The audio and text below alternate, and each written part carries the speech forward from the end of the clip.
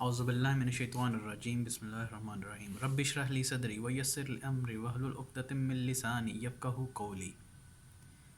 ایک شخص مدینہ کی مسجد نبوی میں صحابہ کرام کے سامنے اچانک سے داخل ہوا، اور صحابہ کرام جن میں حضرت عمر رضی اللہ تعالیٰ عنہ، حضرت ابو ہریرہ اور دوسرے اور بہت سے صحابہ شامل تھے، وہ یہ دیکھ کر اس شخص کو جاننے کی کوشش کر رہے تھے کہ یہ کون ہے، کیونکہ اس کے بال بہت زیادہ سیاہ اور اس کا لباس بہت زیادہ سفید تھا، اس پہ کوئی بھی سفر کے آثار نہیں تھے۔ تو یہ شخص جو ہے کہیں باہر سے سفر کر کے نہیں آیا ہوتا، لیکن وہ اس کو پہچانتے بھی نہیں تھے کہ یہ مدینہ کے رہائشی ہے۔ تو یہ کون تھا شخص، اور وہ آیا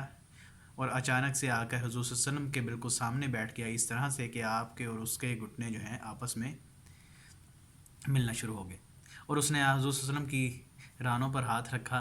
اور سوال کرنا شروع کر دیا۔ اور ہمیں یہ یاد رکھنا چاہیے کہ یہ اس وقت کا واقعہ ہے جب حضور صلی اللہ علیہ وسلم کی مبارک زندگی میں صرف 80 دن باقی رہ گئے تھے۔ تو یہ کون شخص ہے جو اچانک سے مسجد نبوی میں داخل ہوا اور اس نے حضور صلی اللہ علیہ وسلم کے سامنے اس طرح سے آ کے بیٹھ گیا کہ باقی صحابہ اس طرح سوچ بھی نہیں سکتے تھے کہ کوئی شخص ایک دم سے آئے اور جو ہے نا مسجد میں حضور صلی اللہ علیہ وسلم کے سامنے آ کر اس طرح سے بیٹھ جائے۔ اور آگے جب بیٹھا اور اس نے سوال کرنے شروع کر دیے، پہلا سوال اس نے کیا کہ اے محمد صلی اللہ علیہ وسلم، مجھے بتائیے کہ اسلام کیا ہے؟ تو حضور صلی اللہ علیہ وسلم نے کہا کہ اسلام یہ ہے کہ تو گواہی دے کہ اللہ کے سوا کوئی معبود نہیں، محمد صلی اللہ علیہ وسلم اللہ تعالیٰ کے آخری نبی ہیں، نماز کا اہتمام کر، زکوٰۃ ادا کر، اور رمضان کے روزے رکھ، اور اگر اللہ تجھے استطاعت دے اپنے گھر کی طرف یعنی خانہ کعبہ کی طرف تو اس کا حج کر۔ اس نے کہا کہ آپ نے سچ کہا۔ یہ سن کر حضرت عمر کہتے ہیں کہ ہم اور بھی زیادہ حیرانی میں پڑ گئے کہ یہ کیسا شخص ہے کہ ایک تو ہم اسے جانتے نہیں، پہچانتے نہیں، نہ اس پہ کوئی سفر کے آثار ہیں کہ یہ کسی اور قبیلے سے باہر سے چل کر آیا ہے اور آپ سے اسلام کے بارے میں جاننا چاہتا ہے، اور یہ پھر خود ہی کہتا ہے کہ آپ نے سچ کہا، سوال کرتا ہے اور پھر خود ہی کہتا ہے کہ آپ نے سچ کہا۔ اس شخص نے دوسرا سوال کیا کہ آپ مجھے بتائیے ایمان کیا ہے؟ تو آپ صلی اللہ علیہ وسلم نے کہا کہ ایمان یہ ہے کہ تو اللہ تعالیٰ پر ایمان رکھ، اور اس کے فرشتوں پر، اس کی کتابوں پر، اس کے رسولوں پر، اور آخری دن پر یعنی کہ یوم قیامت پر ایمان رکھو، اور اچھی اور بری تقدیر پر بھی ایمان لا۔ اس نے کہا آپ نے درست کہا۔ یہ واقعات جو تھے، جو صحابہ حضرت عمر، حضرت ابو ہریرہ اور باقیوں کے سامنے پیش آ رہے تھے، یہ ان کو اور بھی زیادہ حیران کر رہے تھے کہ یہ کس قسم کی گفتگو ہے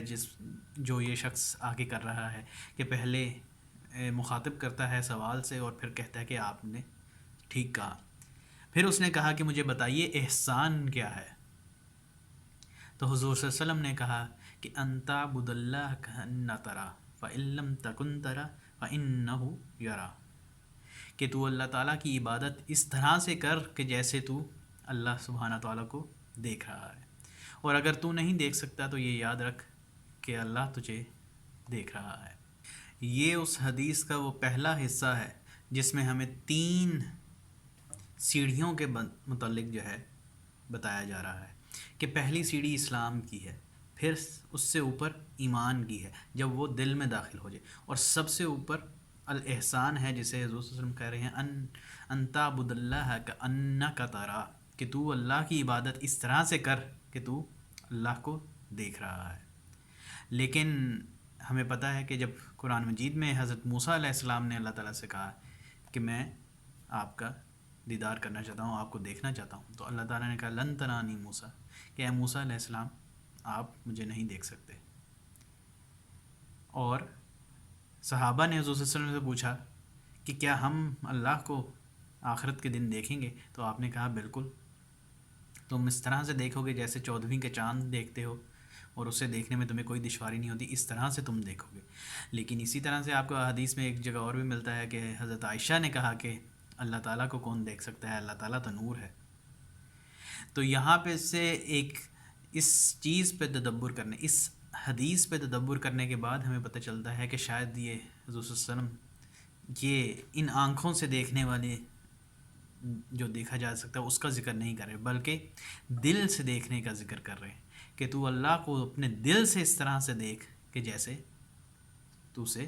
دیکھ رہا ہے. اور اسی کو کہتے ہیں انسین ورلڈ، کہ جب تک ایک شخص کو پتہ ہی نہیں کہ میں نے جو ہے کس چیز کو دیکھ رہا ہوں، اسے اس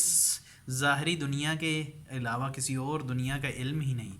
کہ اس کے علاوہ بھی ایک دنیا ہے، اس کے علاوہ بھی ایک ڈائمنشن ہے، تو وہ اللہ تعالیٰ کو اس کی اصل حقیقت میں اس کی عبادت نہیں کر سکے گا، اس کو جان ہی نہیں سکے گا. اور یہ احسان کا لفظ جو ہے قرآن مجید میں بھی آتا ہے سورۃ العنکبوت میں، والذین جاہدوا فینا لنہدینہم سبلنا وان اللہ مع المحسنین. اور وہ لوگ جو ہمارے راستے میں اسٹرگل کرتے رہیں گے، ہمارے راستے میں جہاد کرتے رہیں گے، ہمیں ہماری خوشی کے لیے ہمارے راستے میں اپنی تگ و دو جاری رکھیں گے، ہم یقیناً ان کو سیدھی راہ دکھائیں گے. اور ہم اسی طرح محسنین کو جو ہے اجر دیتے ہیں. اس حدیث میں آگے چل کے ہمیں یہ پتہ چلتا ہے کہ اس سے اگلا سوال جب اس شخص نے کیا احسان کے بارے میں، تو وہ یہ تھا حضور صلی اللہ علیہ وسلم سے کہ مجھے بتائیے کہ آخرت کب آئے گی، کس وقت آخرت آئے گی. تو حضور صلی اللہ علیہ وسلم نے کہا کہ جو شخص سوال کر رہا ہے اور جس سے سوال کیا جا رہا ہے، ان دونوں کو اس چیز کے بارے میں ایک جیسا علم ہے. یہاں پہ یہ یاد رکھنے کی ضرورت ہے کہ حضور صلی اللہ علیہ وسلم نے یہ نہیں کہا کہ نہیں مجھے علم نہیں، بلکہ یہ کہا کہ جتنا جو سوال کر رہا ہے اس کو علم ہے اتنا ہی مجھے علم ہے. تو یہاں پہ وہ شخص رکا نہیں اور اس نے اپنی جو ہے گفتگو ختم نہیں کر دی، بلکہ اس نے اس سے اگلا سوال کیا،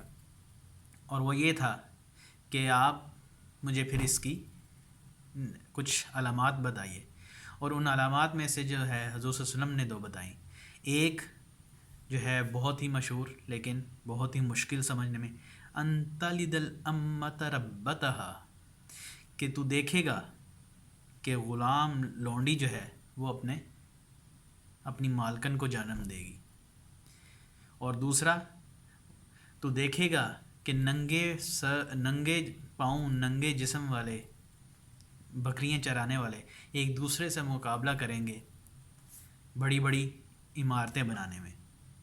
اور 2 نشانیاں دیں. ان 2 نشانیوں میں سے اگر دیکھا جائے تو ایک کسی بھی شخص چاہے وہ پڑھا لکھا مسلمان ہے اگر نہیں پڑھا لکھا مسلمان ہے، اس کا ایمان مضبوط ہے اس کا ایمان مضبوط نہیں ہے، وہ سمجھ جائے گا کہ کون سی ہے، یعنی کہ بڑی بڑی عمارتیں. کوئی بھی شخص دیکھے گا تو وہ سمجھ جائے گا کہ ہاں یہی ہے وہ حدیث کا مطلب جو آج میرے سامنے ہے. اور آج کسی کو یہ دیکھنے کی مشکل نہیں ہے کہ یہ بڑی بڑی عمارتیں کون تعمیر کر رہا ہے اور کہاں تعمیر کی جا رہی ہیں،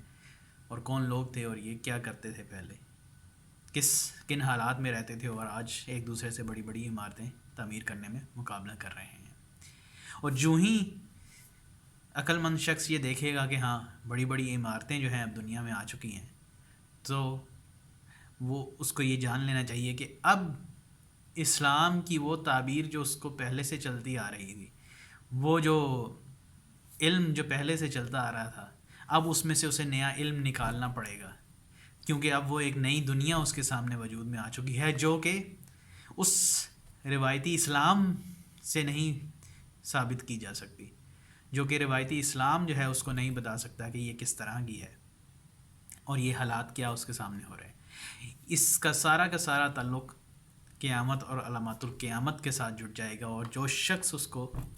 سمجھے گا اس پہ تدبر کرے گا وہی ہے جو اس وقت اس دنیا کو سمجھ سکے گا کہ یہ دنیا کس رستے پہ چل رہی ہے. اور اس کے لیے جب دوسری والی نشانی بھی آپ غور کریں گے، ان تلد الامۃ ربتہا، تو یہ آپ کو سیدھی قیامت کی مشکل جو بڑی نشانیاں ان کی طرف لے جائے گی، جن میں سے سب جو 10 بڑی نشانیاں جس کا ذکر کیا جاتا ہے وہ ہیں المسیح الدجال، یاجوج اور ماجوج، نبی عیسیٰ کی واپسی، اور سورج کا مغرب سے طلوع ہونا، دابۃ الارض زمین کا جانور نکلنا، اور اس طرح باقی یہ 10 پوری ہو جاتی ہیں. اس والی کو کہ غلام عورت جو ہے اپنی مالکن کو جنم دے گی، اس کو اس بڑے پس منظر میں دیکھے بغیر نہیں سمجھا جا سکتا. اسی لیے اس کو آپ اگر حدیث کو دیکھیں تو اس کے 3 لیول اسی طرح ہیں کہ پہلا اسلام ہے، پھر ایمان ہے، پھر اس سے اوپر جو ہے نا الاحسان ہے. جو شخص الاحسان پہ کھڑا ہوگا، جو اوپر سے اوپر جانے کی کوشش کرے گا، وہی ہے جو دیکھ سکے گا کہ پہاڑی کے دوسری طرف کیا چیز ہے، اور پہاڑی کے دوسری طرف ہے علامات القیامت. اس کو آپ ایک پہاڑی کی طرح دیکھیں یا ایک سیڑھی کی طرح دیکھیں کہ یہ سیڑھی جو ہے نا اسلام کی آہستہ آہستہ اوپر چڑھ رہی ہے. اور جو شخص سب سے اوپر ہوگا وہ ایک بڑے نظریے سے، ایک بڑی آنکھ سے، ایک بڑے سوچ سے، ایک گہرے تدبر سے دیکھ سکے گا کہ یہ اب دنیا جو ہے نا کس طرف جا رہی ہے. اور جو شخص ان سب چیزوں پہ غور کرے گا وہی ہے شخص جو اپنے پورے دین کا احاطہ کرے گا کہ پورا دین کیا ہے. کیونکہ اس حدیث کے اینڈ پہ جب وہ شخص اٹھ کے جاتا ہے اور حضرت عمر اسے باہر دیکھنے جاتے ہیں تو وہ اچانک سے جو ہے نا غائب ہو جاتا ہے. اور حضور صلی اللہ علیہ وسلم حضرت عمر سے پوچھتے ہیں کہ تمہیں پتہ تھا یہ شخص کون ہے؟ تو انہوں نے کہا کہ نہیں، اللہ اور اللہ کا رسول بہتر جانتا ہے یہ کون تھا. تو وہاں پہ حضور صلی اللہ علیہ وسلم نے کہا کہ یہ جبرائیل علیہ السلام تھے جو تمہیں تمہارا دین سکھانے آئے تھے. تو یہ وہ انٹروڈکشن ہے، یہ وہ سٹارٹ ہے اس مضمون کا جسے ہم علامات القیامت کہتے ہیں، یا قیامت کی نشانیاں جو ہیں. ان کو سمجھنے کے لیے اس حدیث سے جو ہے آپ سٹارٹ لیں گے کہ یہ کون عورت ہے جو اپنی مالکن کو جنم دے گی. اس کو سمجھنے کے لیے آپ کو سب سے پہلے جس کو سمجھنا پڑے گا وہ ہے المسیح الدجال. اور انشاءاللہ اگلی باقی ویڈیوز کے اندر پھر ہم اب آہستہ آہستہ ان مضامین کو بھی شروع کریں گے کہ یہ کس طرح سے آپس میں ایک دوسرے کے ساتھ جڑتے ہیں. اور اگر اسی چیز کو ہم دیکھیں تو اسی کو قرآن مجید سورۃ النور میں بیان کرتا ہے کہ جن لوگوں کے دل میں جب نور داخل ہو جاتا ہے تو ان کا دیکھنا اس طرح نہیں ہے جس طرح ہر دوسرے عام شخص کا ہے جس کے دل میں نور نہیں ہے. وہ جب دیکھے گا تو وہ اس نور کے ذریعے دیکھے گا اور وہ ان چیزوں کو دیکھ لے گا جو عام شخص نہیں دیکھ سکتا. اور حضور صلی اللہ علیہ وسلم بھی جو ہے یہ دعا کیا کرتے تھے، اللہم ارنا الحقیقت اشیاء کما ہی، کہ اے میرے رب مجھے چیزوں کی حقیقت دکھا جیسے کہ وہ ہیں. تو اس کا مطلب ہے کہ کچھ نہ کچھ جو ہمیں نظر آ رہا ہے ایگزیکٹلی اس طرح سے نہیں ہے، وہ چیز اس کی اصل حقیقت کچھ اور ہے. اور جو دجال کا سبجیکٹ ہے اس میں بھی سب سے امپورٹنٹ چیز یہی ہے کہ دجل کا مطلب ہے فریب، دھوکہ دینا، کہ وہ اس کے پاس یہ صلاحیت ہے کہ وہ چیزوں کو اس طرح سے دکھاتا ہے جس طرح سے وہ نہیں ہے. اور ایک عام دیکھنے والا جب وہ نور کے بغیر دیکھ رہا ہوگا تو وہ یہی سمجھے گا کہ یہی شاید اس کی اصل حقیقت ہے، اور وہ اس میں دھوکہ کھا جائے گا اور غلط راستے پہ چل پڑے گا. اور یہ نور اس آخری دور میں جس وقت علامات قیامت ہمارے سامنے ظہور پذیر ہو رہی ہیں اس وقت سب سے زیادہ اہمیت اس نور کی ہے، یعنی کہ اس احسان کی ہے کہ ہر شخص کو کوشش کرنی ہے کہ وہ الاحسان کے درجے پہ پہنچے تاکہ وہ پھر آنے والے واقعات اور آنے والی چیزوں کو اس طرح سے دیکھ سکے جیسے کہ وہ ہیں، اور ان کے اندر اصل ان کی حقیقت کو جان سکے. اگر وہ اس چیز کو نہیں حاصل کرتا، اس علم کو، اس نور کو، اس ہدایت کو حاصل نہیں کرتا تو وہ ان واقعات کو نہیں دیکھ سکے گا اور وہ اپنے دین کو پوری طرح سے مکمل طور پہ اس کا احاطہ نہیں کر سکے گا. صدق اللہ العظیم.